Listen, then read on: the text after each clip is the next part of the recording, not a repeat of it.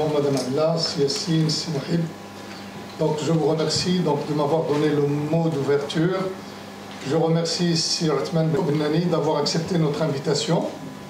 Et je souhaite la bienvenue donc, à toute l'assistance. Je vous demande de bien vouloir suivre donc, attentivement ce qui va être présenté par un professionnel du métier. Vous savez très bien que les métiers du digital, vous m'entendez bien? Oui. Les métiers du digital maintenant, c'est le défi d'aujourd'hui et de demain. Et surtout dans un domaine qui a pendant longtemps été basé donc, sur des pratiques, qui a suivi plusieurs évolutions, c'est le domaine du marketing. Maintenant, vous êtes tous des utilisateurs de réseaux sociaux, vous êtes tous des utilisateurs de comptes virtuels, etc. Vous communiquez plus virtuel que, c'est-à-dire réel. Et si vous voulez donc vérifier ça, vous n'avez qu'à installer sur vos téléphones donc des petites applications qui vont vous montrer donc un petit peu le CV. Ben, il fallait rédiger ton CV, il fallait l'envoyer par poste et à savoir. Ça veut dire rien que le temps que votre CV arrive donc, au niveau de l'employeur, ça peut prendre un mois et demi. Donc maintenant, tu peux immédiatement donc, envoyer ton CV, tu peux recevoir la réponse immédiate et vous l'avez vu, donc même les employeurs, vous n'êtes plus appelés à vous déplacer chez eux, donc ils peuvent vous créer votre session et ils peuvent, donc c'est à vous d'activer votre session et vous passez l'entretien à votre manière, comme vous le voulez, et votre vidéo, donc je ne sais pas, elle sera enregistrée, ils vont la juger. Donc ça c'est au niveau c'est-à-dire du recrutement. Au niveau du marketing, c'est autre chose. Tu es au Maroc et tu peux atteindre une cible de population aux États-Unis, au Canada, ou en Afrique ou en Asie. Donc c'est très important. Donc tu ne communiques plus uniquement à l'échelle locale. Avant, votre papier ne circulait pas au-delà de Fès ou au-delà du Maroc. Donc maintenant, vous élaborez un post, une vidéo, etc. Vous la mettez, vous la boostez et vous avez... Donc si j'utilise des mots donc, qui ne sont pas techniques, qui ne relèvent pas de votre domaine, il faut m'excuser parce que je parle sous le contrôle de Sib Nani. Non, pas du tout. Donc Sib Nani va animer donc, cette séance donc, pour vous montrer un petit peu les défis, les enjeux et les bienfaits de la digitalisation. Nous sommes dans le domaine du marketing et puis nous avons introduit, donc je crois que ça fait 3 ans ou 4 ans, ça fait 3 ans ou 4 ans, nous avons introduit donc, le marketing digital. Donc ça veut dire que c'est une conscience. Une école qui était dans le domaine du marketing donc tout court, dans le commerce, la comptabilité et la gestion. Et puis on a compris qu'à un certain moment, donc, le digital, ça compte dans tous les domaines, mais dans le marketing, c'est encore plus. C'est encore plus. C'est quelque chose de très important au niveau du marketing. En fonction de ça, donc, nous avons mis en place notre master et notre licence en marketing et commerce en licence et marketing et stratégie digitale au niveau du master. Et vous l'avez constaté qu'il y a pas mal de formations donc, qui ont vu le jour également ces 3 dernières années au niveau de l'université, au niveau de Fès, au niveau des écoles privées, etc., des universités privées, donc, etc. D'accord? L'avantage que nous avons au niveau de ce master donc, du digital, c'est que c'est un master reconnu par l'État. Donc toute l'école elle est reconnue, d'ailleurs, Dieu merci. Donc notre promotion déjà de 2022-23, elle est sortie reconnue. Donc il ne faut pas les confondre avec les diplômes universitaires. Donc c'est différent parce que les gens, à un certain moment, ils confondaient donc, ces diplômes, c'est-à-dire du privé, avec les diplômes universitaires. Je dis bien les DU. Ce n'est pas le diplôme de master universitaire. Donc il faut faire la part des choses. Donc les gens qui souhaitent, Inch'Allah, donc, se lancer dans ce domaine, se lancer dans parce que nous avons les inscriptions qui sont ouvertes. Je ne manque pas de faire un peu de publicité. Donc, hein? Non, parce qu'il faut profiter de l'occasion pour vous faire savoir ce que nous sommes en train de faire également. Donc les inscriptions sont ouvertes a priori jusqu'au 15 novembre, bien que c'est ça, jusqu'au 15 novembre. Donc ça veut dire que parmi notre assistance, les personnes qui sont intéressées par les formations du digital et tout ça, vous avez encore 15 jours, mais je crois que les cours ils ont démarré depuis pratiquement 1 mois. Donc voilà, donc grosso modo, donc il faut faire c'est rattrapable. Hein? Rattrapable. Bien sûr, c'est rattrapable, et surtout que lorsque quelqu'un arrive au master, bon, ça veut dire qu'il a déjà acquis le background nécessaire pour qu'il puisse se rattraper. Donc il n'y a pas de problème. Donc sans trop tarder, donc, je passe la parole à Sib Nani. Donc merci donc, pour votre assistance. Merci donc Sib Nani. Merci. Donc, bismillah ar-Rahman ar-Rahim, salam alaikum tout le monde. D'abord, avant de commencer, j'aimerais bien remercier Simoussa, l'école HECF, pour cette opportunité que je vais appeler comme un pont entre tout ce qui est académique, tout ce qui est études, recherche et tout ce qui est professionnel. Bien sûr, cette relation existe depuis longtemps. C'est pas juste maintenant, mais bien sûr, le fait d'organiser ce type de conférence et de donner la parole au monde professionnel ou à un professionnel, de partager ce que je vois quotidiennement, chaque jour dans mon entreprise, dans le marché, ce que je suis en train de vivre, bien sûr, comme difficulté ou comme opportunité au Maroc en pratiquant le marketing digital chaque jour. Ça, c'est une très bonne opportunité. Je suis sûr que chaque point de conférence ou d'échange, c'est un point où j'apprends aussi, d'accord. Je parle bien sûr sous le contrôle de plusieurs professeurs aussi, effectivement, parce que quand vous dites que vous avez commencé le marketing dans l'école, ça fait plus que 3 ans. Et je suis sûr que le marketing digital et le marketing depuis longtemps, effectivement. Et on sait tous que le marketing digital, c'est tout simplement une extension de marketing grâce à la naissance d'Internet, la naissance du digital. Tout simplement, quelqu'un qui est issu du marketing, qui a passé beaucoup de temps dans tout ce qui est stratégique, dans tout ce qui est fondamental, quand il rentre en digital, il va exceller. D'accord. Et ça, on remarque ça dans le marché, toujours entre les professionnels, les personnes qui pratiquent le marketing digital. Quand vous avez quelqu'un qui a étudié le marketing, qui a passé du temps à se former, quand il rentre dans les pratiques digitales et quand vous lui donnez des outils ou des logiciels ou des techniques, il va exceller. Mais par contre, quelqu'un qui n'a pas carrément un background marketing et bien sûr qui essaie d'entrer dans le marketing digital à travers, je sais pas, des cours YouTube pour faire du montage, pour faire quelques campagnes ads, ainsi de suite, ça reste limité, d'accord. C'est pas la même chose, d'accord. Alors, le point central de notre discussion, je ne vais pas tarder beaucoup dans la présentation, on va prendre à peu près 20 minutes, mais l'essentiel par la suite, j'aimerais bien avoir un échange, d'accord, et que vous donnez bien sûr vos questions. J'aimerais bien que j'espère que vous avez déjà préparé des questions pour ça, parce que je sais, j'étais à votre place quand j'ai étudié le marketing, je me suis dit, ou quand j'étais étudiant, je me suis dit toujours, est-ce que ce que je suis en train d'étudier va être pratique et efficace? Est-ce que ça va me permettre de trouver ma place quand je vais passer, par exemple, en tant que professionnel ou quand je vais prendre un projet? Et tout ce qu'on commence la première fois en pratique et on a notre premier projet, on a des doutes, disons que est-ce que je vais pouvoir assurer, est-ce que je vais satisfaire le client? Et même pour bien sûr les personnes qui ne rentrent pas dans l'entrepreneuriat, qui décrochent un job en marketing en tant qu'employé, un directeur ou un responsable marketing, bien sûr quand on parle master, donc automatiquement quelqu'un qui va étudier en master, il va être préparé pour un poste d'encadrement, un poste supérieur dans l'entreprise en tant que responsable marketing, directeur marketing. Et d'ailleurs on va voir également les rôles que vous pouvez jouer au futur dans une entreprise en général grâce à vos études de marketing.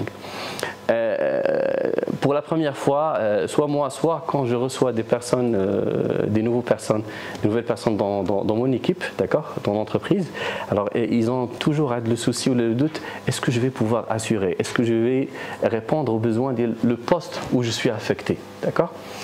Alors du coup, aujourd'hui ce que je vais partager avec vous, c'est ce que j'ai vu et ce que j'ai vécu, d'accord.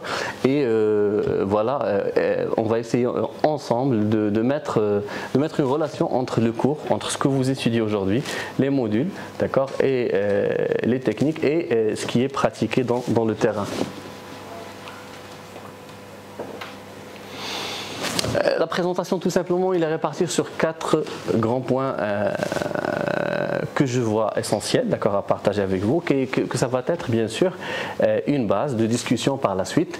Alors, je vais commencer par certaines vues d'ensemble. Pourquoi cet intérêt au marketing digital aujourd'hui? Même si c'est Moussa, il a déjà introduit ça, d'accord. Il a parlé également de l'introduction des outils email, des outils électroniques, tout ce que la génération passé n'a pas pu bénéficier, n'a pas pu utiliser, et ce qu'on a aujourd'hui facilement, d'accord, entre nos mains. Même aujourd'hui, si Moussa il a parlé des emails, aujourd'hui on peut parler des smartphones. Ma génération n'a pas... le premier téléphone que j'ai eu, ça n'était pas un smartphone, d'accord? Mais beaucoup parmi vous, son premier téléphone était déjà un smartphone. Ça, c'est déjà un changement entre deux générations qu'on ne sent pas d'habitude. Après, par la suite, les défis, d'accord? Les défis du marketing digital au Maroc.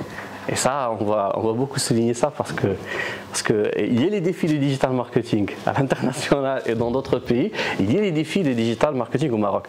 Parce que quand on est à l'école, bien sûr, ce que vous allez étudier, ce que vous allez voir, c'est des techniques marketing, c'est des principes en marketing qui étaient rédigés par Kotler, par Dubois, par des grands professionnels de marketing.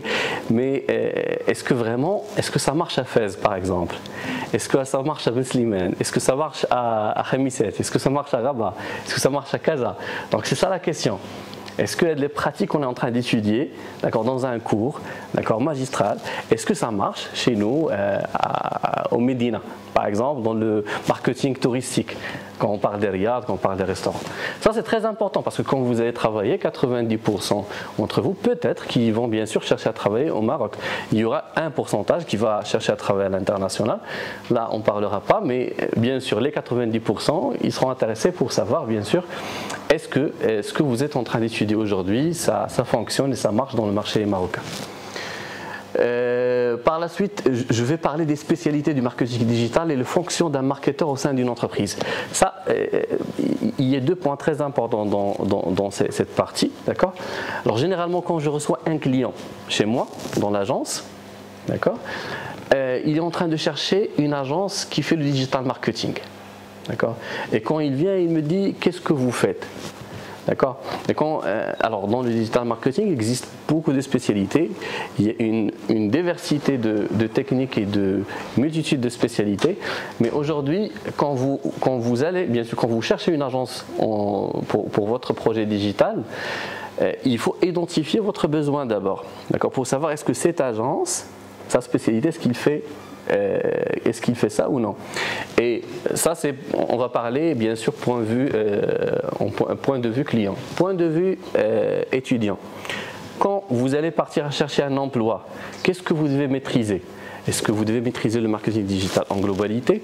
Est-ce qu'on est tous fait, par exemple, une partie du digital marketing, la partie production visuelle, d'accord, la création des vidéos, la publicité vidéo? Est-ce qu'on est tous faits pour la production visuelle? Il y a d'autres spécialités, par exemple le media buying, la partie Google, la partie qui est technique. Est-ce qu'on est tous faits pour la technique? Il y a entre vous qui est en train d'étudier le marketing, mais il ne se trouve pas beaucoup dans la technique, dans les ordinateurs, dans les logiciels. D'accord. Il y a entre vous qui se trouvent bien sûr dans la partie contenu, dans la partie texte. Et il y a l'inverse. D'accord. Je vais parler aussi point de vue entreprise. Quand je vais recruter quelqu'un, d'accord, dans mon entreprise, est-ce que je dois avoir quelqu'un qui maîtrise la technique? Un marketeur, pour moi, c'est quelqu'un qui maîtrise la technique, ou quelqu'un qui maîtrise la partie contenu, la partie texte, la partie stratégie, ainsi de suite. Ça, c'est des problématiques qu'on est en train de vivre chaque jour, d'accord? Que ce soit les entreprises, les étudiants ou bien sûr même les clients, d'accord? On va essayer de parler sur ça et tout à la fin, je vais évoquer une petite partie, ça ne va pas être bien sûr très, très grand, mais les outils et les logiciels qu'on utilise, d'accord, dans le marketing digital. Le proverbe connu, les bons outils font les bons ouvriers, d'accord. Donc si aujourd'hui vous étudiez le marketing digital, d'accord, vous devez savoir qu'aujourd'hui, même dans le marketing digital, il y a beaucoup d'outils qui permettent d'automatiser, de faciliter, d'accord, ou même de combler certaines lacunes ou certaines compétences que le marketeur digital doit avoir. D'accord. Aujourd'hui, en tant que marketeur digital, avec l'AI par exemple, l'intelligence artificielle, je n'ai pas besoin de passer beaucoup de temps sur la partie corporate, sur la partie rédaction. En tant que marketeur digital, je n'ai pas besoin de passer beaucoup de temps dans la partie création de site internet, développement, coding et tout ça. D'accord. Alors, il y a beaucoup de choses qu'aujourd'hui, avec les logiciels, on peut bien sûr automatiser et on peut bien sûr gagner du temps et gagner en efficacité. Et il y a une chose très importante, c'est que aujourd'hui dans le recrutement par exemple, quand je reçois un CV, quand on lance par exemple une campagne de recrutement pour recruter quelqu'un en marketing, d'accord, le premier filtre, on reçoit entre 100, 120, 200 CV pour bien sûr une annonce de recrutement d'un poste par exemple au marketing. Et la première tâche, c'est de filtrer déjà et de savoir quel est le profil le plus adapté au poste. Le premier filtre, c'est sur les logiciels et les techniques et les formations que le candidat a pu faire déjà. D'accord ? Quelqu'un qui m'envoie son CV. Et dans le CV, vous allez avoir qu'il a des certificats Google par exemple, c'est-à-dire automatiquement il maîtrise Google. Je ne vais pas dire qu'il maîtrise, mais on va dire qu'il est initié à Google, ok, qu'il a des certificats bien sûr Facebook. Je vais dire déjà qu'il est initié à Facebook, d'accord, qu'il a des certificats peut-être dans le référencement, donc il est initié au référencement. Pour moi, si je cherche quelqu'un que je vais lui donner un poste, pour moi, en tant qu'agence, un poste, il va par exemple gérer ou suivre des campagnes sur Google, gérer ou suivre des campagnes sur Facebook, d'accord ? Alors automatiquement, je dois voir est-ce qu'il a fait des formations sur ces outils-là, d'accord ? Je suis sûr bien sûr que la formation, il doit être complétée avec la pratique, il aura besoin d'un peu de temps pour s'adapter, pour comprendre les astuces, pour gagner en expérience, mais déjà le fait qu'il est déjà formé, ça va économiser beaucoup de temps et d'énergie et même de l'argent pour l'entreprise. Parce que sinon, je dois lui faire une formation. Une formation, ça coûte de l'argent. Donc voilà, déjà, s'il est formé, c'est bien. Et après, on va voir la partie pratique, comment il va faire. Et avec un accompagnement, généralement, ça devient mieux. Et ça, je partage ça avec vous, bien sûr. Ça, c'est la réalité journalière qu'on est en train de vivre. Voilà, ça, c'est les 4 points dont on va parler. Alors pour le premier point, je pense, voilà, je vais me présenter d'abord. D'accord. Voilà, je m'appelle Asma Bnani. Actuellement, je suis gérant, fondateur à Digiton, consultant en marketing digital aussi. Précédemment, directeur marketing du tour opérateur Riyad Fès dans la partie marketing. Responsable commercial précédemment aussi et responsable de relations clients chez Datation spécialisé en EI. Et j'ai fait un master ou un DU plutôt en marketing digital récemment. D'accord ? Récemment. Après, en fait, j'ai ajouté ça exprès pour vous dire que après une longue, bien sûr, expérience sur le marketing digital, parce que j'ai commencé à travailler sur le marketing et sur le digital, je vais vous dire depuis 2012, précisément, 2012, d'accord. Et j'ai occupé plusieurs postes, que ce soit des postes au départ, bien sûr, où j'ai exécuté, et par la suite des postes de responsabilité, jusqu'à que j'étais nommé carrément directeur des opérations marketing pour une société touristique. Et là, je suis en train de gérer mon propre projet. Et tout à la fin, en fait, je me suis rendu compte que c'est très important de se former. D'accord. Parce que sinon, bien sûr, on peut beaucoup apprendre dans la pratique, d'accord. Mais si on n'a pas le cadre théorique, le cadre académique, voilà, le savoir qu'on a est dispersé. D'accord. Ça sera toujours bien sûr difficile de le collecter, de l'utiliser d'une manière pertinente, et la formation vous ouvre des portes que vous ne pouvez pas imaginer. Donc voilà, j'ai ajouté ça exprès pour vous dire et pour vous inciter à prendre l'initiative, à se former dans le marketing digital, parce que c'est un métier d'avenir maintenant. D'accord. Il y a énormément de demandes. Et il y a énormément d'évolution dans le domaine. Et il y a énormément de besoins. D'accord, il y a énormément de besoins. Donc on a commencé par rien, pratiquement par rien. Et fait les 3 ans qu'on a travaillé à Fès. D'accord. D'ailleurs, on a commencé chez le Coworking Space de Khnessa, au Work. Ça a été le lancement. Et après, voilà, il a vécu avec nous la progression. Parce que dès qu'on a commencé le Coworking Space, j'ai commencé seul, et après, je ne sais pas combien de temps, même pas 2 mois, on a commencé à constituer une équipe de 3, 4, 5, 6. Aujourd'hui, on est presque entre 6 et 10 personnes, d'accord, à l'agence, et on a notre propre bureau, on a notre propre agence ici à Fès. Il fallait 3 ans, on a travaillé une centaine de projets. d'accord, avec des FSI qui disent qu'il n'y a pas de digital marketing à FS, il n'y a pas de travail avec des FSI. On travaille avec des sociétés à FS ici, des entreprises industrielles, des entreprises dans l'enseignement, des instituts. Donc on a lancé plusieurs projets ici à FS en matière de digital marketing. Il y a des clients à FS qu'on est en train d'accompagner depuis notre ouverture, c'est-à-dire depuis 3 ans. Et il y a des clients même sur le digital marketing, il y a une particularité qui est très importante. On est en train de travailler avec des clients à Casablanca. D'accord. Et j'ai travaillé avec un client une année. Je connais même pas son visage. D'accord. Jamais. Un jour, je lui ai dit, s'il vous plaît, monsieur, est-ce que vous pouvez faire la caméra comme ça? Comme ça, je vais quand même avoir une image sur la personne avec qui... ça a été un Kazaoui qui travaille dans le domaine d'énergie solaire. Il m'a fait confiance je lui ai dit, écoute, votre identité visuelle, voilà les soucis que vous avez il faisait de la communication, j'ai prospecté, j'ai parlé avec lui, je lui ai dit, écoute, ce que vous êtes en train de faire aujourd'hui, il est bien, vous faites un effort, mais aujourd'hui, vous n'allez jamais être perçu comme une entreprise, une grande entreprise. Vous serez toujours perçu comme un magasin de vente des panneaux solaires, tout simplement, un détaillant. Et lui, il avait ce rêve d'être une grande entreprise au Maroc d'énergie solaire et de vendre partout au Maroc. Où il essayerait de faire des campagnes ainsi tout. Il m'a dit, qu'est-ce que je dois faire? Je lui ai dit, écoute, la première chose, je vais vous refaire votre identité visuelle. D'accord? Vous n'avez rien payé. Je vais refaire votre identité visuelle, vous n'allez rien payer et je vais vous faire un nouveau logo, une nouvelle charte avec des couleurs et tout. Moi en fait, je faisais un peu de design, je me suis battu un peu, j'ai lui fait un logo avec des couleurs, avec une charte graphique. Et là, j'ai refait son logo, j'ai refait son identité et il était bluffé par le résultat, il a beaucoup aimé. Et par la suite, il a dit, d'accord, c'est quoi the next step? Qu'est-ce qu'on va faire après? Je lui ai dit, ok, là, je te fais un contrat, d'accord, de tel montant et on va commencer ensemble. Je prends en charge ça et ça et ça et ça. Il m'a dit, je suis partant. Et on a commencé, ça fait 3 ans qu'on travaille maintenant. Et on a fait avec lui une très bonne expérience dans le domaine d'énergie solaire. On est en train on peut rapporter bien sûr des contrats pour lui d'installation d'énergie solaire ou de vente de panneaux solaires qui coûtent 200 000, 300 000, 400 000, d'accord, 2 ou 3 contrats par mois. Donc on est en train de lui faire un vrai chiffre maintenant.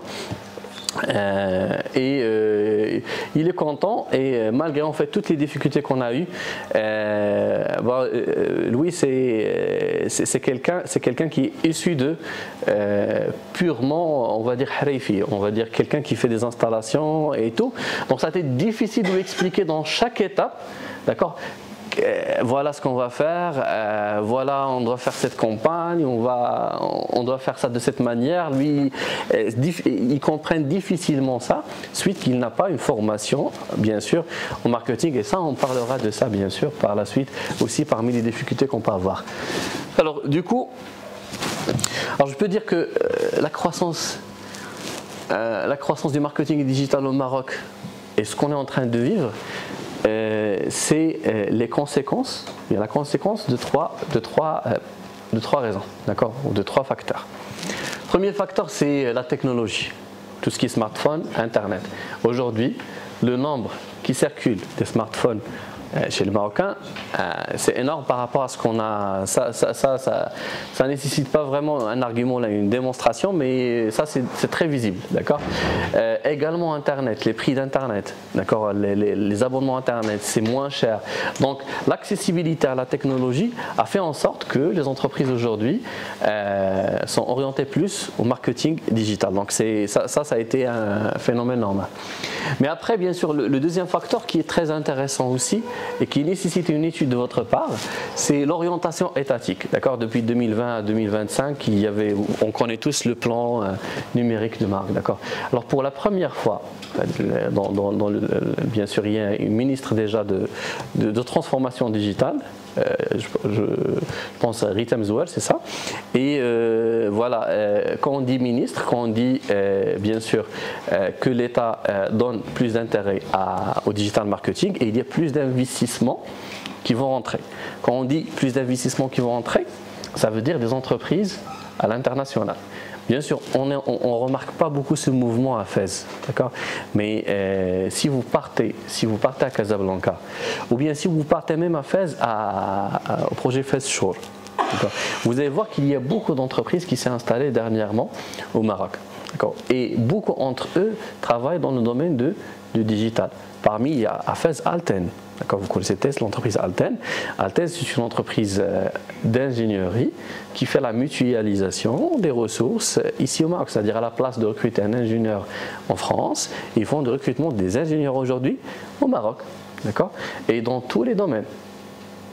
Il y a l'image sur Alten que c'est uniquement un centre d'appel, mais dans tous les domaines, même dans le domaine de digital, dans le domaine de transformation, de développement, dans le domaine de l'intelligence artificielle, dans le domaine de design, de conception. Et aussi, il y a d'autres entreprises qui sont installées à Casablanca, comme Vilvet, comme beaucoup d'entreprises si vous faites la recherche, des multinationales aujourd'hui qui s'est installées au Maroc, pour recruter des ressources qui vivent au Maroc et qui travaillent à l'étranger. J'ai une cousine qui travaille aujourd'hui à Casablanca, qui travaille dans une entreprise qui s'appelle Vilvet par exemple, travaille avec L'Oréal, avec beaucoup d'autres entreprises en France pour gérer les campagnes marketing digital sur des logiciels comme Adobe Campaign, comme d'autres logiciels. Ça aussi c'est important de savoir. Alors ça c'est l'orientation étatique et l'émergence des startups et des programmes d'accompagnement. Sahnet travaille beaucoup sur ça. Donc quand on dit programme d'accompagnement, vous entendez beaucoup de programmes d'accompagnement dernièrement, Awrash, Muqawalati, ainsi de suite. Donc tous ces incubateurs, tous ces programmes, normalement ça donne une possibilité à une personne qui n'a rien, qui a juste une idée. Vous avez une idée de faire un site et de travailler avec l'international ou avec le Maroc. Vous pouvez s'orienter vers un programme d'incubation et après ils vont vous faire la formation, l'accompagnement, ils vont faire avec vous bien sûr même l'étude de l'idée, après ils vont faire le lancement avec vous et après voilà, tout ce process, cette accessibilité au marché a fait en sorte qu'on a beaucoup de projets en digital marketing qui sortent. Alors, beaucoup de sites internet. Là, personnellement, si c'est officiel, j'ai fait des recherches documentaires pour vous dire ça. Mais depuis mon expérience, voilà. Et c'est ça le plus important, c'est pour ça que je suis là. Alors, au bureau, j'ai 1 à 2 visites par semaine, voilà, en fait par semaine, d'une personne qui souhaite lancer un projet en digital marketing à Fès. Juste à Fès. Sans publicité, sans rien. Un guest, en bureau et j'ai quelqu'un qui rentre, qui me dit voilà, j'ai un projet que je vais faire aujourd'hui, ou là que je vais faire, je vais lancer un site internet pour vendre. Hier, ça a été qui? Ça a été quelqu'un qui veut lancer un site internet en e-commerce pour vendre les produits cosmétiques, c'est ça, parapharmaceutiques. Avant-hier, ça a été les chaussures, c'est ça. Donc chaque jour, on a 2 personnes. Chaque semaine, on a au moins 2 à 3 personnes qui viennent chez nous pour dire que je souhaite lancer un projet. Et tous ces projets sont sous forme des sites internet. Alors le nombre, il est... Alors il y a des personnes qui souhaitent lancer ces projets. Ils auront besoin des praticiens en marketing pour les accompagner. Il suffit maintenant juste d'avoir la compétence, le titre, et après, voilà, c'est de la clientèle. Ce que je suis en train de partager avec vous, c'est qu'il y a de la clientèle.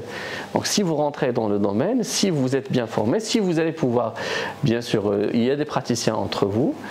Je vois si Mohamed, il est juste... bonjour. Ça va. Donc il peut confirmer la chose. Bon, la demande, il est là. La demande, il ne manque pas. D'accord ? Il manque pas. Après, voilà, les 3 facteurs, ils ont vraiment boosté le digital dans le Maroc. Ça, c'est la partie la plus difficile. Les défis du marketing digital au Maroc. Les défis du marketing. Je les vois, j'ai beaucoup réfléchi. Je les résumé à 3. Donc, la concurrence, le manque de formation des cadres et le stade précoce du marché. J'explique. La concurrence aujourd'hui, le domaine du digital marketing, pourquoi il y a tout ce nombre-là de personnes qui souhaitent se lancer dans le digital? C'est l'accessibilité. Ça ne demande pas beaucoup d'investissement. d'accord, dans le virtuel aujourd'hui. D'accord, aujourd'hui, si vous voulez lancer une boutique, par exemple, pour vendre, je ne sais pas, un produit comme des bouteilles, par exemple, vous devez avoir un site internet. Un site internet, le montant reste, d'accord, pour faire un site internet, le montant reste moins de 10 000 dirhams, d'accord. Et pour ramener des clients en fait avec le site internet, donc vous allez investir quand même un autre petit montant, on va dire. Ça marche. Si vous faites une boutique en réalité, pour aménager une boutique, les bouteilles, pour mettre les bouteilles, combien ça va coûter? D'accord? L'aménagement, le loyer, l'aménagement et tout, facilement là, tu seras 60, 70 000, d'accord? 50 000, une toute petite boutique pour vendre chez Louisa. Donc c'est pas quelque chose de luxe et tout, d'accord? On parle d'une boutique. Alors du coup, vous pouvez commencer le projet Direction Digitale, avoir une boutique où vous pouvez vendre au niveau national, d'accord? Moins de 10 000 dirhams. Et vous pouvez choisir de faire une boutique avec plus de 60 000 et vous allez vendre uniquement avec deux. Donc ça c'est bon, le choix il est clair, on peut pas, on va choisir le digital quand même.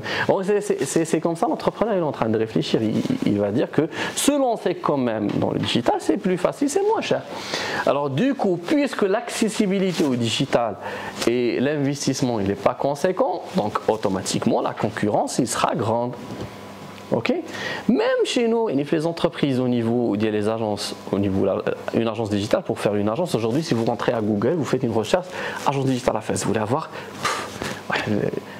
1000 ou 2000 ou 3000 agences. Ce ne sont pas des vraies agences quand même. Mais bon, aujourd'hui, une personne qui maîtrise le digital marketing, qui a des outils pour travailler, il part à un café avec un PC portable, d'accord, il peut sortir bien sûr un registre de commerce et c'est bon.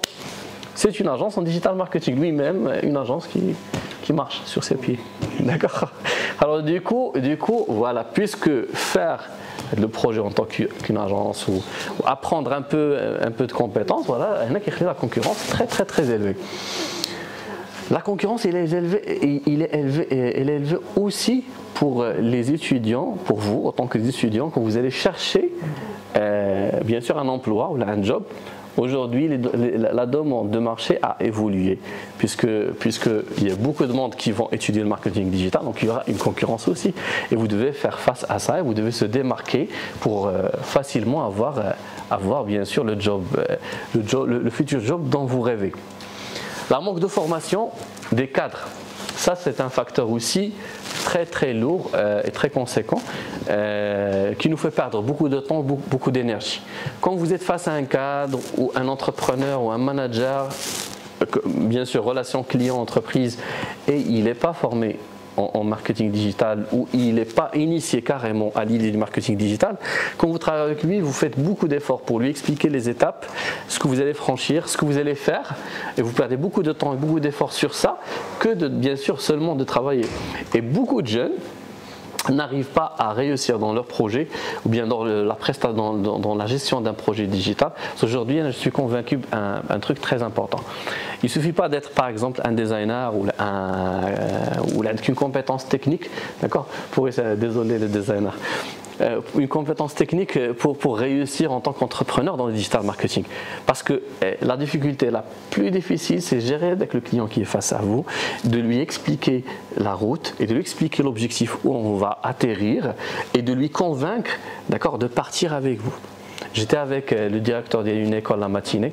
J'étais en train de préparer la conférence. Il m'a appelé pour un événement. Il voulait bien sûr photographier, parce que vous savez tous, c'est le Messira al-Khadra. Donc les écoles ils font des événements pour le Messira al-Khadra. Et là, il m'a dit, on a travaillé sur le compte de cette école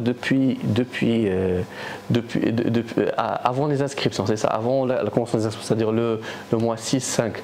Et après, ils ont senti, après le mois août, d'accord, après la rentrée, après le mois octobre, après la rentrée, que le mouvement digital marketing a baissé un peu, d'accord, que le travail a baissé, qu'on n'a pas bien travaillé pour eux, qu'on n'a pas fait le même effort qu'on faisait avant les inscriptions. Et par contre, on était régulier dans les publications, on était régulier dans le travail. Mais son sentiment, il part il est né de quoi? C'est que tout simplement, avant les inscriptions, ils étaient très intéressés à la campagne des inscriptions marketing digital, donc ils participaient avec nous dans le contenu. D'accord? Et cette co-construction de leur communication, il a donné le sentiment à l'école comme quoi il y a beaucoup de travail sur le marketing digital. Par la suite, il s'est rentré dans la charte des inscriptions, les plannings et tout ça, donc il s'est occupé. Il faisait plus part du process de la communication digitale, on travaillait tout seul. Et pour eux, ils ont eu le sentiment qu'il n'y a pas de travail. Voilà. Donc la co-construction de la solution digitale et la co-construction du travail du projet digital est primordiale dans la réussite de projet. Même si vous faites un travail excellent et idéal, si le client n'est pas intégré, si la vision des clients n'est pas présente dans votre travail, il va se séparer de vous. Même si vous faites un bon travail. Donc, et ça, c'est un rôle très important que vous pouvez jouer au futur en tant que des cadres en marketing, dans le marketing digital, d'accord? Parce que c'est pas le designer, c'est pas le photographe, désolé encore une fois le designer, c'est pas le développeur qui peut faire ça, d'accord? Mais c'est vous en tant que responsable marketing que vous avez la compétence pour chapeauter, gérer, encadrer un projet, gérer avec la relation client, faire bouger le projet à l'objectif, d'accord, dont vous souhaitez. Même le client, vous le gérez, d'accord, vous le poussez avec l'objectif dont vous souhaitez vous avoir. Et si la campagne va réussir, ça va être grâce à vous et à vos efforts. Et bien sûr, on est un stade précoce de marché actuellement. Pourquoi? Parce que, bon, il y a maintenant ministère pour la transformation digitale, mais c'est la première, je pense, c'est la première ministère de la transformation digitale. Donc on est au départ, même le marché n'est pas très cadré côté légal, ni côté présence de grandes boîtes et des grands investisseurs. Et vous savez, quand on est les professeurs de marketing, ils savent ça plus que moi, quand on est un marché précoce au départ, tout est invisible. Un client, il vient vers moi, il n'a aucune idée sur le prix. D'accord? Il n'a aucune idée sur le prix parce que tout le monde peut dire le prix qu'il souhaite. D'accord? La méthode de travail. D'accord? Tout le monde peut travailler comme il souhaite. Alors, du coup, c'est-à-dire le marché, il n'est pas encore cadré, il n'est pas encore saturé. D'accord? Il est ouvert. Tout le monde peut faire ce qu'il veut, bien sûr. Et le client, il est en train de vivre ses premières expériences. Okay? Quand vous partez chez un dentiste, vous pouvez, bien sûr, quand vous entrez, vous savez le process. Vous allez faire l'attente, vous allez entrer, vous allez ouvrir la bouche, il va commencer ce travail. Et vous savez que pour travailler le dent, vous allez partir chez lui plusieurs fois, il y aura plusieurs rendez-vous. Donc on connaît tous le process, d'accord? Quand vous partez chez une agence de marketing digital, quel est le process? On va commencer d'où? D'accord? Ah, tu rentres, bonjour, je veux travailler ça, qu'est-ce que je dois faire? Ce que tu vas lui dire, il va te croire. Ça, c'est un marché. Ça, c'est un exemple pour un peu dire voilà, que le marché est vraiment de stade précoce.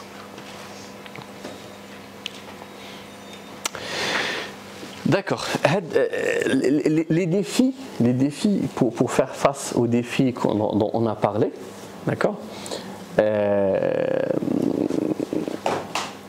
Moi, personnellement, ma formation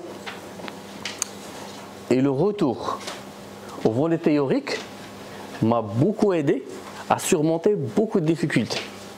Je me rappelle très bien quand on était en formation, d'ailleurs il y a des collègues ici qui étaient avec moi en formation aussi.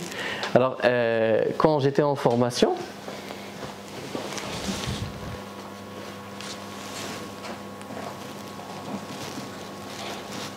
bien sûr, avec plaisir. Alors quand j'étais en formation, au moment où j'étais en formation,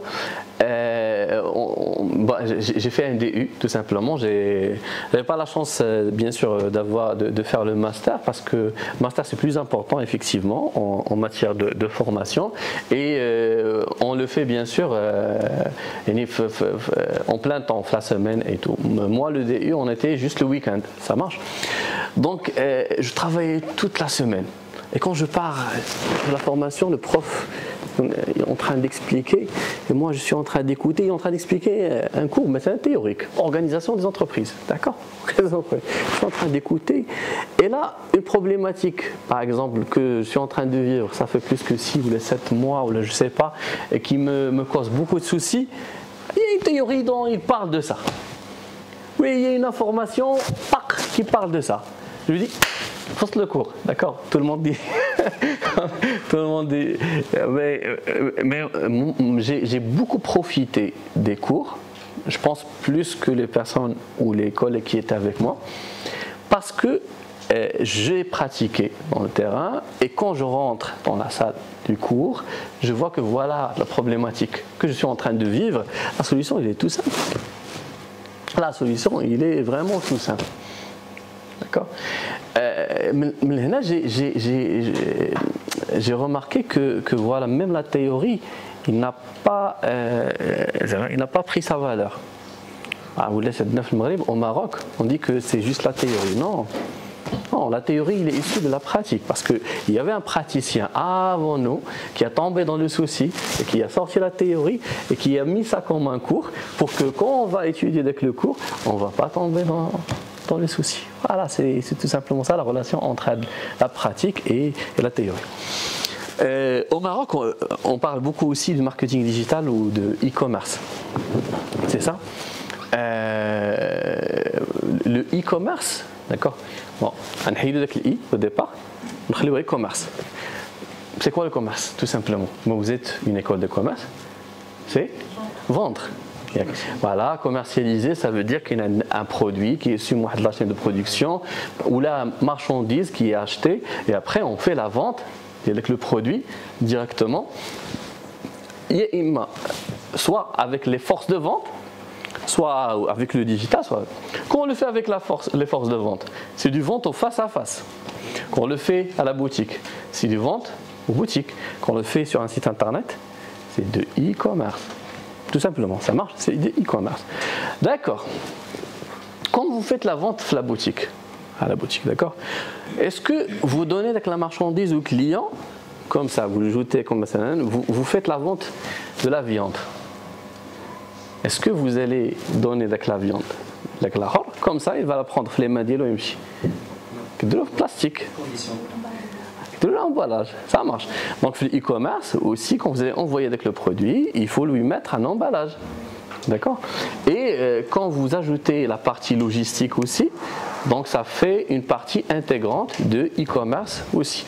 Donc le e-commerce, c'est tout simplement avec la vente, tout ce qui va avec la vente. D'accord. C'est même la livraison, la logistique, d'accord, le stockage. Donc voilà, je vois une définition claire. Le cours, ils sont plus forts que moi. Donc c'est tout ce qui va avec la vente en amont et en aval. Tout ce qui va avec la vente en amont et en aval, on peut l'appeler en e-commerce si ça passe avec un circuit électronique. Dans la logistique, on parle de la e-logistique. Okay, ou le stockage, on parle de e-stockage. E, ça veut dire l'intégration de la technologie de l'Internet ou la technologie en général fait l'opération. D'accord. Le e-commerce, c'est tout ça. Le marketing, on va enlever digital, on fait marketing. D'accord. C'est tout ce qui va avec on va dire la mise en marché, market in. En anglais, c'est mettre un produit dans un marché.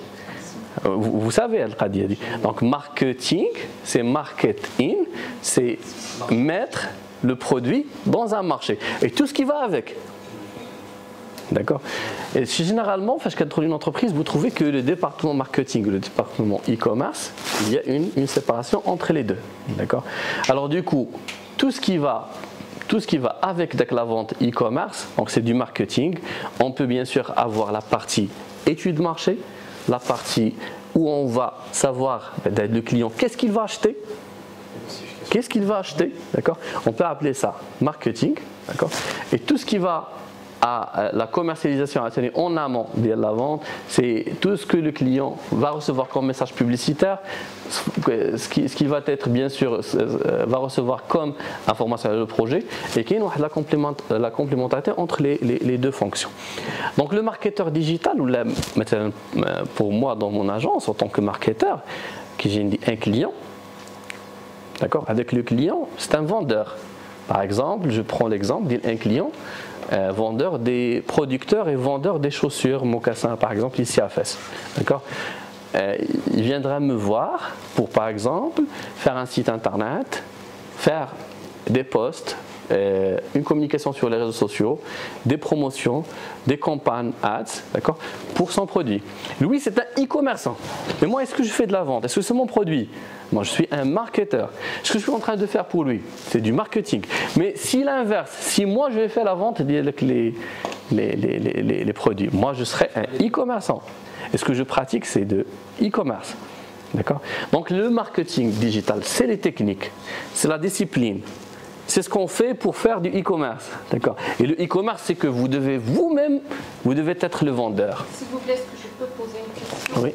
Donc, on peut dire que le e-commerce est une extension du commerce, qu'a connu le monde à travers les années. Le marketing digital, c'est une extension et une évolution du marketing qui s'applique au commerce traditionnel et au e-commerce. Exactement.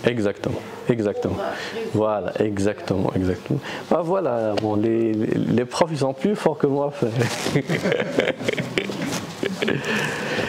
Alors, généralement, on a, en plus de ce que Madame a expliqué, je peux bien sûr se limiter l'exemple que je vous ai dit. Quand je pratique le marketing pour aider avec le e-commerçant à vendre, je suis en train de pratiquer le marketing. Si on inverse juste les rôles, alors je deviendrai un e-commerçant et je ferai de e-commerce. D'accord? Voilà, ça c'est la différence entre les deux, où elle est parmi les tendances. D'accord? Déjà merci pour le point, parce que j'ai évoqué plusieurs tendances ici, d'accord, dans ma présentation, et là une tendance de plus dont on a parlé aussi. Il y a d'autres tendances que les e-commerce, d'accord, au Maroc aujourd'hui. On peut parler de tout ce qui est, quand on dit tendance, pour être dans le même ordre. Aujourd'hui, il n'y a pas une agence marketing digital tout court. Et quand vous faites marketing digital, qu'est-ce que vous faites dans le marketing digital? Le marketing digital, c'est la science. D'accord? Le marketing digital, c'est la science. Mais vous, en tant qu'agence, en tant que professionnel, qu'est-ce que vous allez faire? Est-ce que ce que vous faites, le marketing digital, vous faites tout le marketing digital? Impossible. Impossible de faire tout le marketing digital. Hein? Voilà. Du coup, alors soit qu'on va faire du marketing digital dans le domaine de la production audiovisuelle, donc il y a des agences aujourd'hui qu'on peut appeler des agences de production et d'audiovisuel. Il y a des agences aujourd'hui qu'on peut appeler des agences de gestion des réseaux sociaux. D'accord? Et dans la mission création de contenu et media buying, par exemple. Je vais expliquer ça en détail, d'accord? Il y a des agences dont on peut parler que c'est des agences d'influence, de marketing d'influence. Okay? Il y a des agences spécialisées sur ça. Il y a des agences qui font que, par exemple, le blogging, d'accord, la rédaction du contenu et du texte, spécialisées dans ça, d'accord? Alors, même si vous trouvez une agence qui fait beaucoup de services, je suis sûr, il y a suite l'expérience, il va être forte une discipline, et les autres, ça va être supplémentaire. On ne peut pas tout maîtriser. Alors, si pour faire, par exemple, si vous allez me dire que vous allez faire la rédaction de contenu, d'accord, vous devez avoir des rédacteurs de contenu. Donc, les rédacteurs de contenu, vous devez avoir un nombre conséquent de rédacteurs de contenu.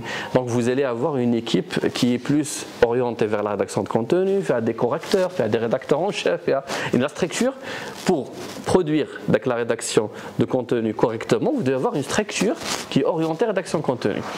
D'accord.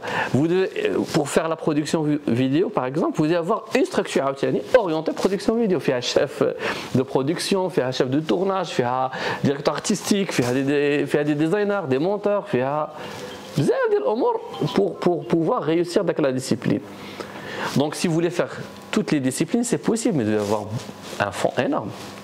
Vous voulez avoir des départements. Par exemple, là, on va avoir département de prodena, département de rédaction. Mais généralement, ce qu'on trouve sur le marché, c'est qu'on trouve des agences plutôt spécialisées que de faire tout. Ça marche? D'accord. Alors, pour bien expliquer, il est général la production vidéo, oui, il y a la plus importante. Mais c'est la plus importante, mais on va dire parmi les disciplines qu'ils ont trouvé leur place par force aujourd'hui au Maroc, c'est la production vidéo. Une agence de production vidéo, c'est une agence qui est spécialisée dans la création des spots publicitaires, par exemple. Alors, je vous donne le nom d'une, par exemple, au Maroc, qui est, je pense, leader ou la meilleure, qui est RAP, R-A-2-P. D'accord. Il y a une filiale de DDB International, une grande boîte de communication, il y a une filiale au Maghreb qui s'appelle RAP. Vous n'allez pas connaître notre entreprise, mais dès que je vais vous dire les publicités, vous allez la connaître.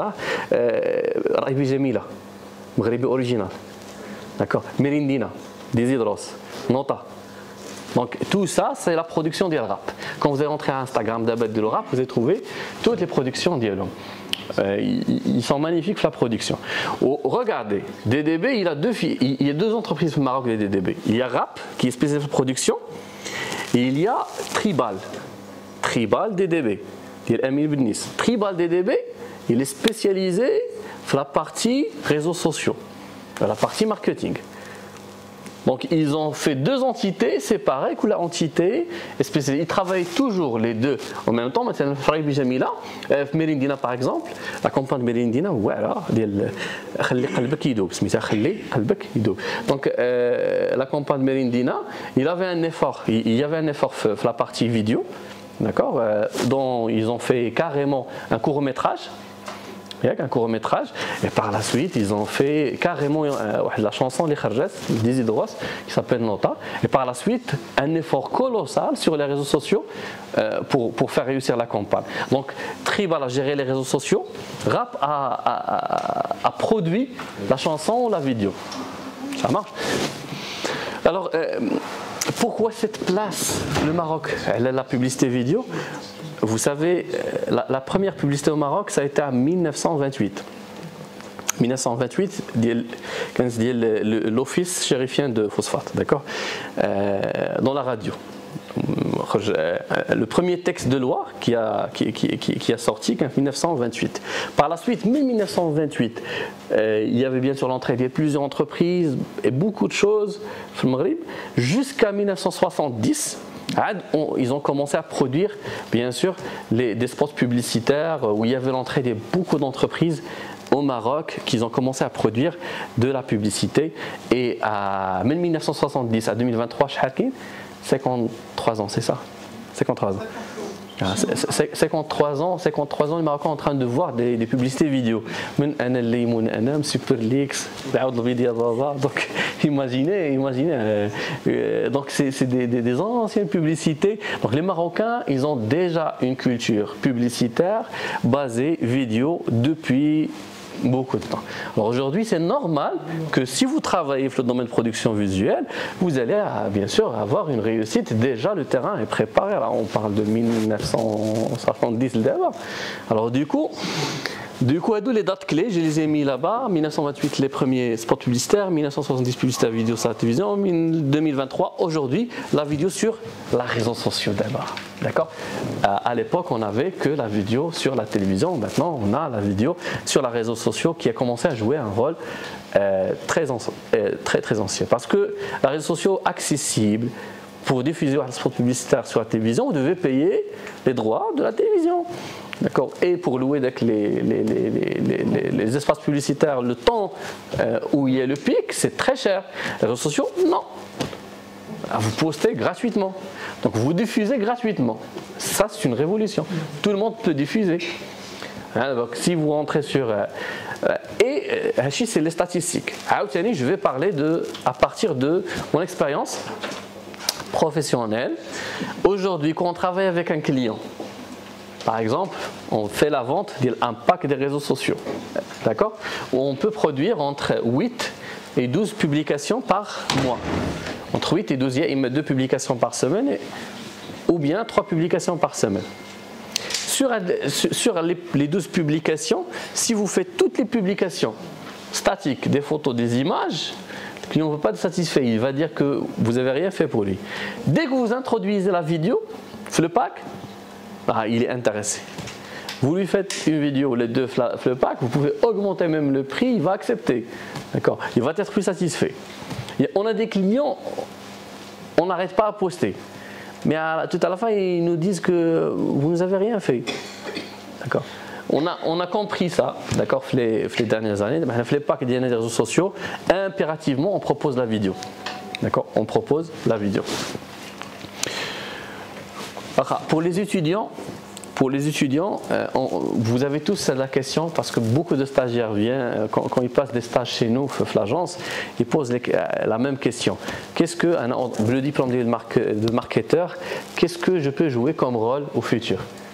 C'est le nom de le poste d'IL. Parmi les nous c'est que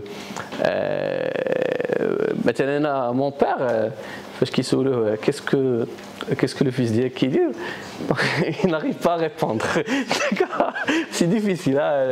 Les noms qu'on est en train d'entendre. Média Bayan. D'accord. On n'a plus avec le menuisier où là, il est employeur municipal, il est formateur, ou là, il est enseignant là. C'est responsable de trafic et gestion de je sais pas quoi. D'accord. Les noms, ils sont beaucoup, c'est difficile. Donc quand je vois une annonce d'emploi, est-ce que je peux postuler, est-ce que ça fait partie de mon domaine ou là, qu'est-ce que je peux jouer comme rôle au futur quand je vais terminer l'étude de marketing? Alors j'ai fait pour une agence de production matériel vidéo 3 postes clés, d'accord? Directeur marketing et communication, bien sûr, une boîte de com. Vous pouvez bien sûr jouer le rôle d'un directeur marketing communication responsable de la stratégie marketing globale de l'agence, de la gestion des communications et de la promotion des services. Vous pouvez être un chef de projet marketing visuel par exemple. Chef de projet marketing visuel. Vous pouvez être un concepteur rédacteur qui entre vous, qui ont la compétence de rédaction. Qui se voit très à l'aise mais à la langue, d'accord? Qu'il aime lire ou rédiger ou produire des choses attractives, des accroches, des rocks, on les appelle des accroches, fait le marketing. Donc le métier de concepteur-rédacteur, on ne peut pas faire une vidéo juste avec un caméra ou caméraman. On doit avoir le scénario tout au départ, les étapes pour faire une vidéo.